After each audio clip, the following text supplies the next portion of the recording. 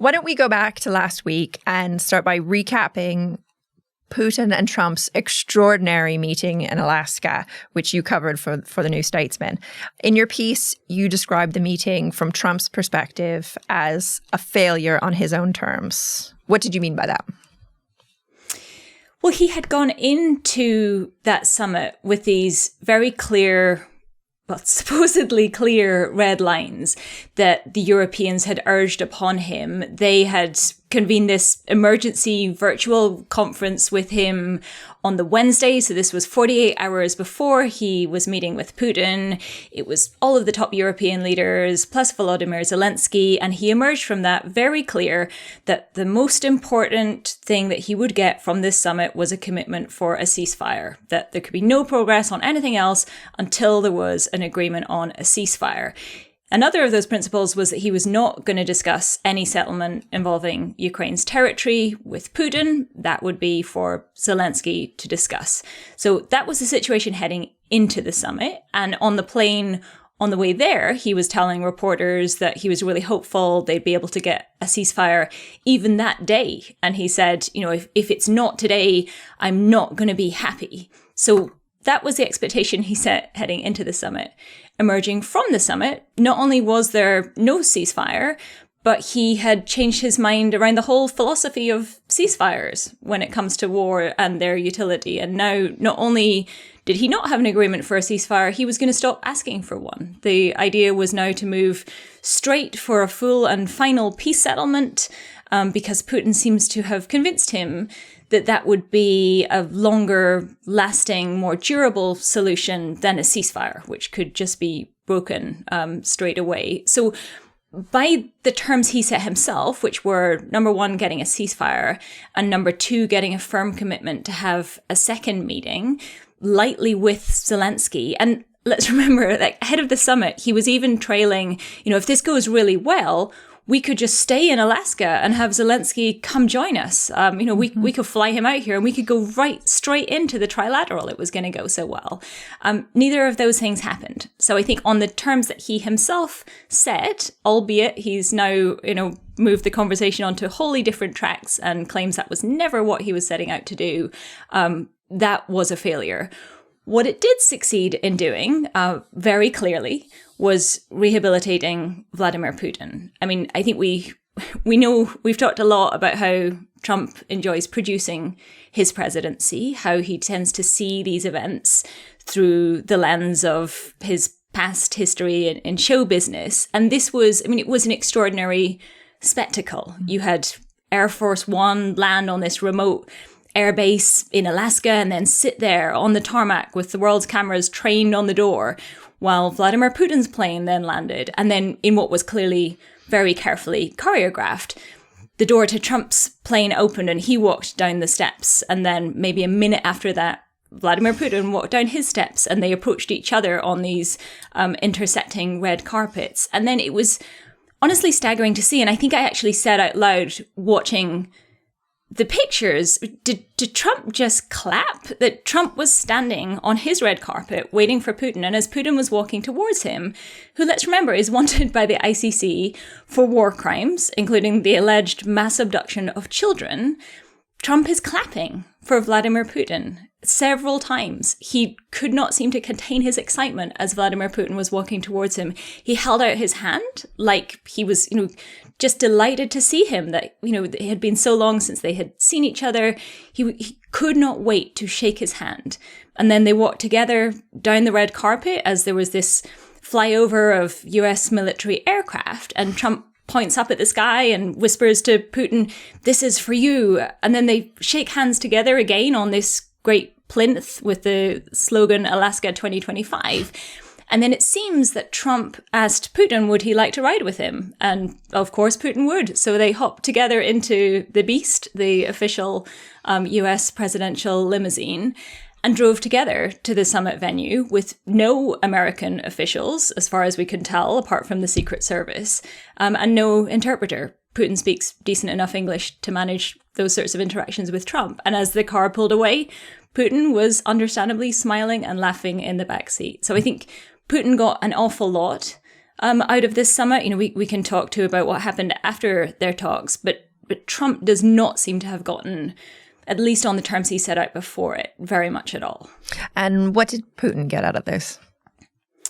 Well, Putin's own media and individuals like Alexander Dugin, who I think we've discussed before on the podcast, this philosopher who's often linked to Putin. You can debate how influential he really is.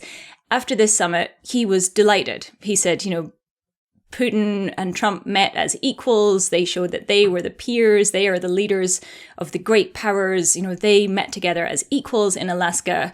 Others that come to meet Trump are treated as subservient.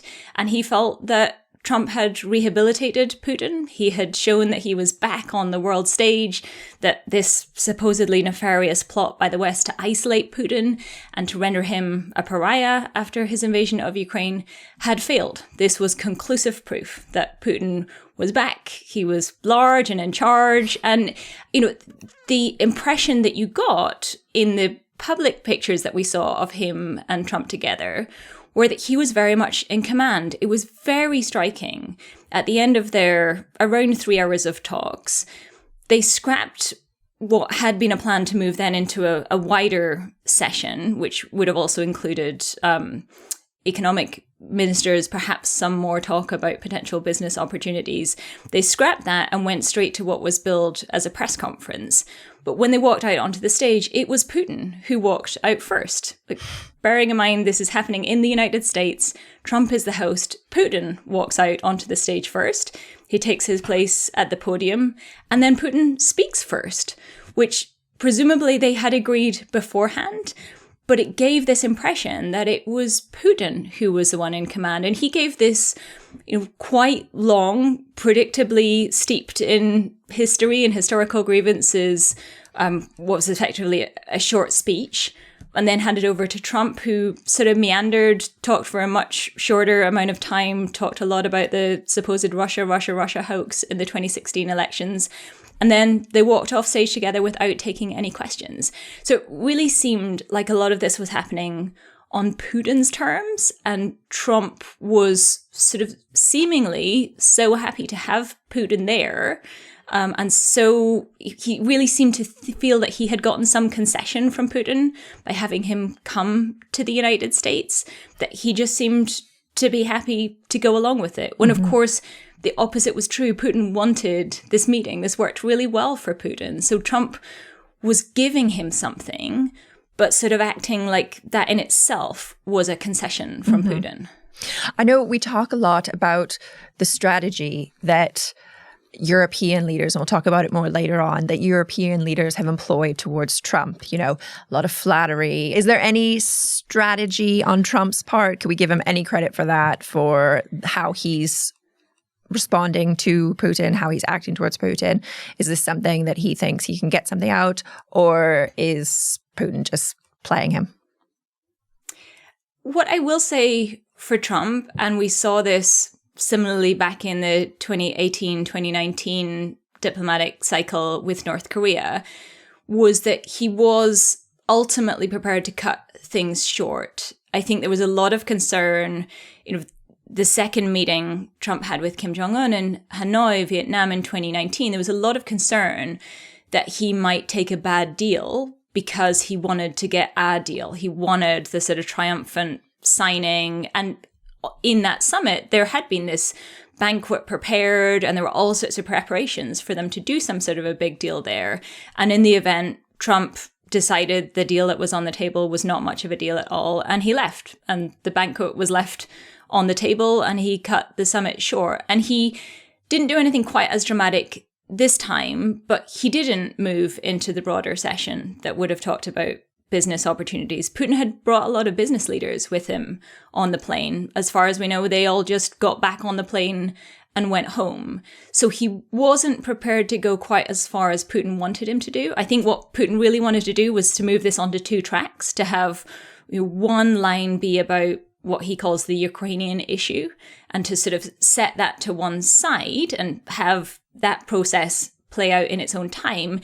Meanwhile, trying to lure Trump with the prospect of all this great business opportunities that they could do together. He wanted to talk, and he talked in his remarks at the end of the meeting about the possibility for joint energy exploration in the Arctic. He and his interlocutors on the Russian side have dangled a lot in their interactions with the US about all these lost business opportunities because of sanctions over Ukraine. And that if they could just find a way to move beyond that, they could return to this great, prosperous, lucrative relationship with one another. So Trump, to his credit, did not buy that and did seem to hold to this idea that we need some sort of resolution or at least some significant progress on Ukraine before we can move on and talk about business. But I think that's about the best you can say of it. And Trump did seem, there was a real noticeable difference in his body language after the meeting with Putin. I mean, beforehand, as I say, he just seemed giddy. He seemed so excited to have this great big moment with Putin. And after their talks, he just looked kind of tired and deflated. And in that, it wasn't a press conference, but I guess media availability, whatever you want to call it, at the end, it was a very uncharacteristic situation for Trump. He likes to be in front of a big crowd of reporters. He likes to be freewheeling and taking questions and boasting about what a great deal he's just done. And there he was sort of up on the stage, basically admitting, no, there isn't a deal. Yes, there is still significant difference between us on some of the main issues here. And no, we won't be taking questions, which is presumably because Vladimir Putin didn't want to take questions. So he sort of seemed a little subdued as he walked out of that meeting.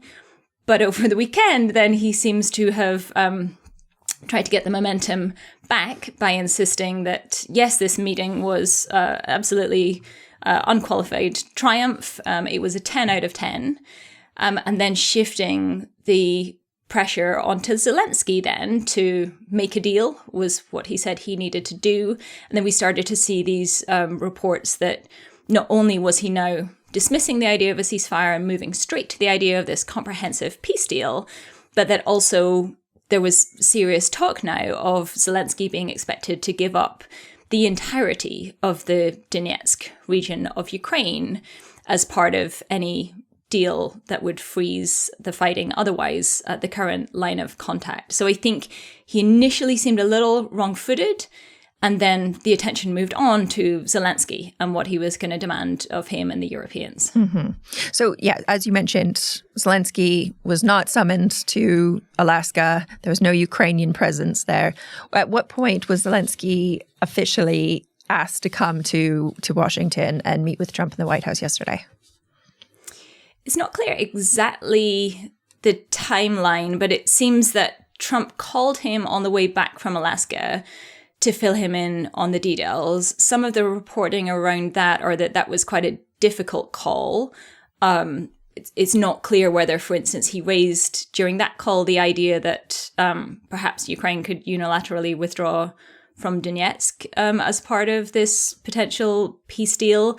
But it seems that he invited him to Washington then on Monday, so to come quickly to Washington to learn, quote, all of the details that had been discussed, which Zelensky immediately prepared to do, but understandably, given his past experiences of meeting with Donald Trump in Washington, his European allies then all rallied around, dropped holiday plans, cleared schedules, and also decided that they would come to Washington too. I think the real fear was that this had actually gone much worse than was clear in the immediate hours after Alaska, and that perhaps, I think the real fear before Alaska and why you had this sort of emergency video summit beforehand was that perhaps Trump and Putin would come to a deal, sort of loosely agree on some territory to be conceded by Ukraine, and then present that to Zelensky as, here's the deal,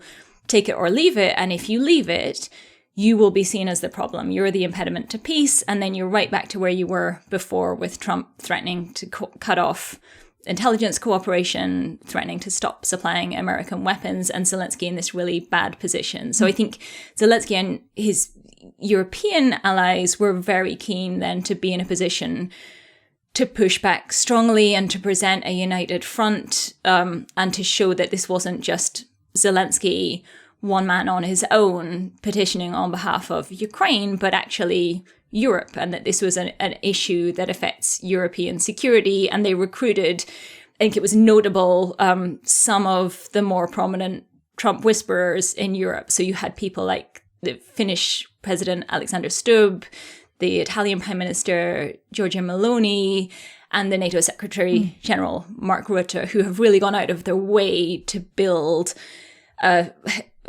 not sure if you can use the word strong in this context, but a productive relationship with Trump. So I think they wanted to make sure that there were people in that room who Trump feels warmly towards and would be likely to listen to if the worst came to pass and things turned south again when he met with Zelensky. I mean, the optics between yesterday and that February showdown in the Oval Office couldn't be more stark. I mean, let's just first talk about what Zelensky was wearing. He wore a suit for not the first time since the war began, in a public appearance, we should say, but one of the very rare times he did. How significant was this? It just seems so baffling, and honestly just so depressing that this seems to be such an important issue. But in the context of the current US president, it does seem to have been genuinely one of the issues in the disastrous meeting between Zelensky and Trump in the Oval Office in February, that Zelensky was not wearing a suit. That is where we are in the state of geopolitics in 2025. But it seems that this time the White House specifically reached out ahead of this meeting to inquire about whether Volodymyr Zelensky would be wearing a suit this time, the clear implication being wear a suit this time. And he seems to have taken that on board. Like he had worn this outfit previously to Pope Francis's funeral. It was made for him by a Ukrainian designer, and it's been described as a field jacket style suit. So it's a dark jacket over a dark shirt, and dark trousers. Still no tie, which had been in the White House request. But Trump just seemed to be bowled over when Zelensky got out of his car outside the White House. He was pointing and gesturing at him and saying, like, I can't believe it. Look at this. I love it.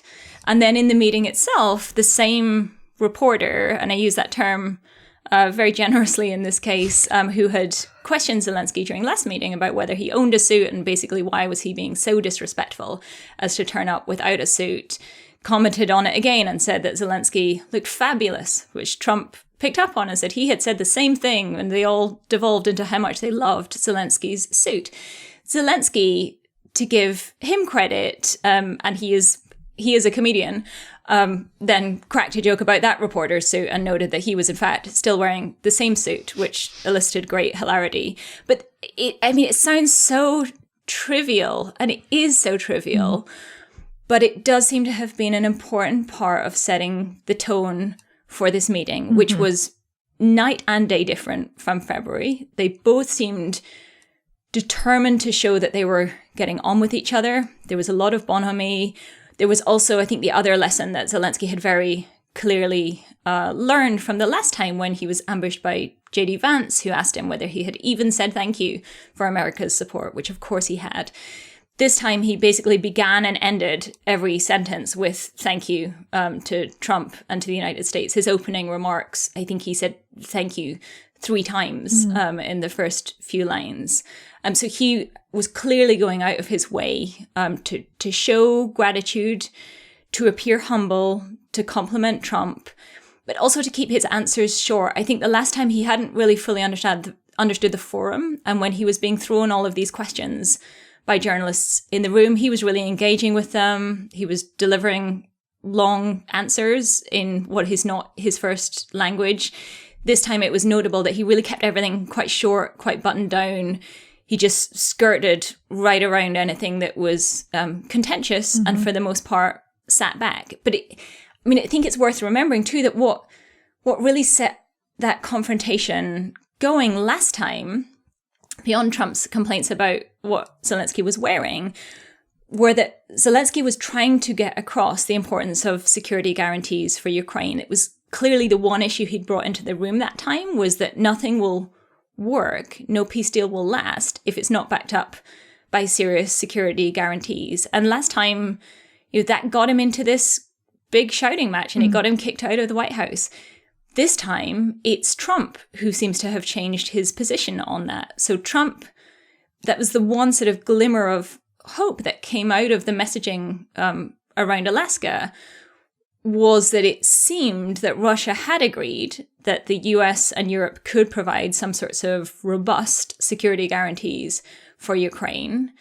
And so Trump is now on board with that. So whereas last time the argument had really been focused around this issue of security guarantees and why Zelensky wanted it and why Trump was not prepared to give them, this time that was the thing that they both kept coming back to. And Trump was pretty encouraging in the room. He was talking about, he was asked directly, would the US put troops on the ground? And he didn't say no. He said that we're going to be involved. He said that the Europeans will be the first line of defense, but we're going to be, I forget the exact phrasing, but we're going to be there. We're going to be providing strong support. So it really seems that it's Trump's position on that has changed. And that's partly why they now seem to have so much positive to talk about in that conversation. And Zelensky, for his part, clearly did want to just emphasize that and try to get this buy-in from Trump publicly to the idea that it is important that Ukraine has serious security guarantees as part of any future peace deal. So, Katie, just very quickly, what was the outcome of the meeting yesterday? Well, I think the first outcome was just the atmospherics and this clear decision to telegraph that they are friends, they get on well, they're going to work together, their relationship is back on a solid footing. The talk, I think the most important substance to come out of it was this talk of security guarantees, which Trump now says the United States is prepared to contribute seriously towards. The real issue is what exactly that looks like, how much the US is prepared to contribute, how that works on the ground, and whether Russia is remotely prepared to countenance any sort of clear agreement. Trump, in his comments afterwards on social media, suggested that the United States would be in a coordination role. So it seems unlikely he's considering any sort of arrangement that would have US troops on the ground, perhaps something more like intelligence sharing, surveillance capabilities. The rub and the real uncertainty here is that Russia has previously rejected outright the idea of any NATO countries' forces setting foot on the ground in Ukraine as part of a peace deal. So I think one of the real questions to be resolved here is how, there's a lot of talk about an Article 5-like commitment for countries that are involved in providing a security guarantee to Ukraine, how that would be achieved without forces on the ground, who would contribute those forces, what role would they take, what sort of risks would they be exposed to, and would Russia be prepared to accept that? And even as they were all discussing that then in the wider meeting with European leaders in the White House, yesterday Russia's foreign ministry came out and said again they categorically reject the idea of any NATO-aligned countries having soldiers on the ground in Ukraine as unacceptable. So at the moment, it does appear like there's a lot of detail yet to be fleshed out and a lot of uncertainty as to what exactly these security guarantees could look like. This meeting, especially after what happened in February and, all of the looming questions over what happened last week in Alaska, this meeting on Monday probably couldn't have gone better from the perspective of Zelensky and his European allies, many of whom were present. But can Zelensky trust Trump? Well, I think people used to say early on when I started covering President Putin that the fastest way to insanity would be trying to see inside Vladimir Putin's mindset. And I think you could say equally the same about Donald Trump. I mean, just in terms of his lived recent experience, I think the answer to that is likely to be no. Trump has a very clear track record of changing his mind. And he does seem to go into each of these encounters with one set of policies, and depending who he speaks to, he often comes out with a completely different set of policies. I think the worrying thing for Zelensky is that a lot of this seems to be premised on Trump's side, on the idea that Trump can trust Putin. There was a piece of audio caught on a hot mic during the meeting with European leaders where Trump appeared to be telling Emmanuel Macron, the president of France, at the start of the meeting, that he thinks Putin really does want to do a deal for him. He said, I think he does want to do a deal for me, as crazy as that sounds. So that sounds alarm bells for me, because that makes me think that Putin has impressed upon Trump. And he got at this a bit in his public remarks in Alaska too, which seemed to be just a clear sop to Trump, this idea that this war would never have happened if Trump was in power, that Trump is right, that this is a Joe Biden war. This is a war that happened under the incompetency of the previous administration. And those comments suggest to me that Trump has bought this idea that there is genuinely some sort of special relationship between Putin and Trump. And that's why Putin can be trusted to negotiate seriously and in good faith on a peace deal and to stick to any agreement afterwards.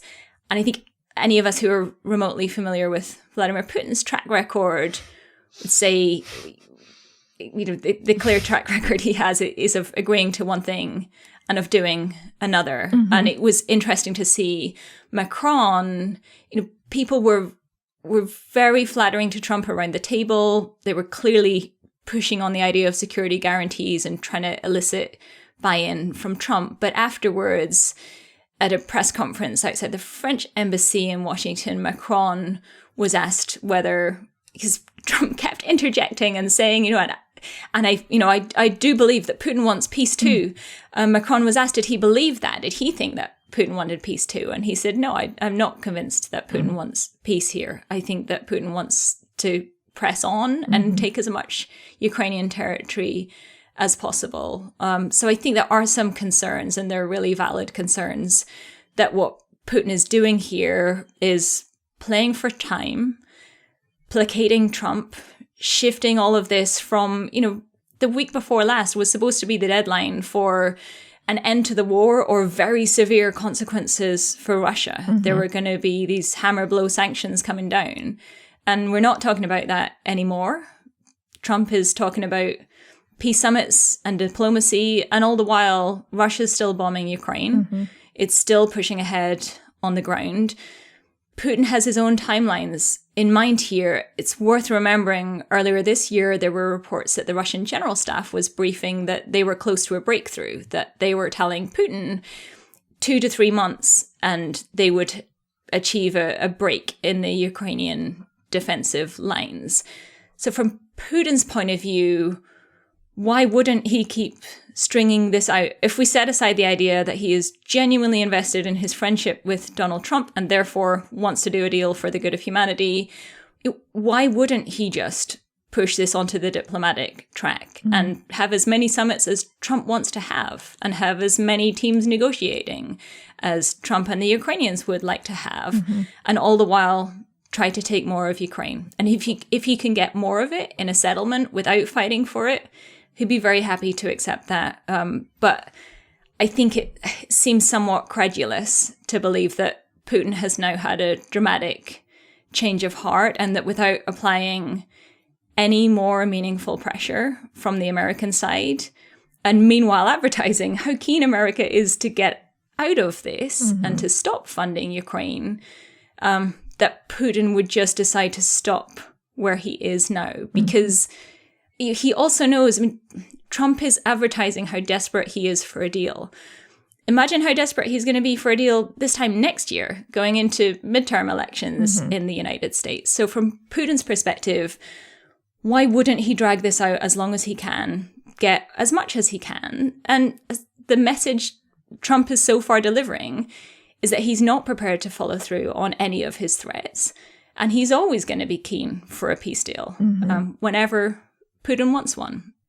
Well, and the only caveat I would set against that is there are opportunities for Putin from the Trump presidency that he probably would not have from many other American presidents. There, you know, if it was Kamala Harris or Pete Buttigieg or Nikki Haley, who was in the Oval Office right now, it's unlikely we'd be talking about, you know, massive joint ventures between the United States and Russia and, you know, potential joint exploitation of rare earth minerals.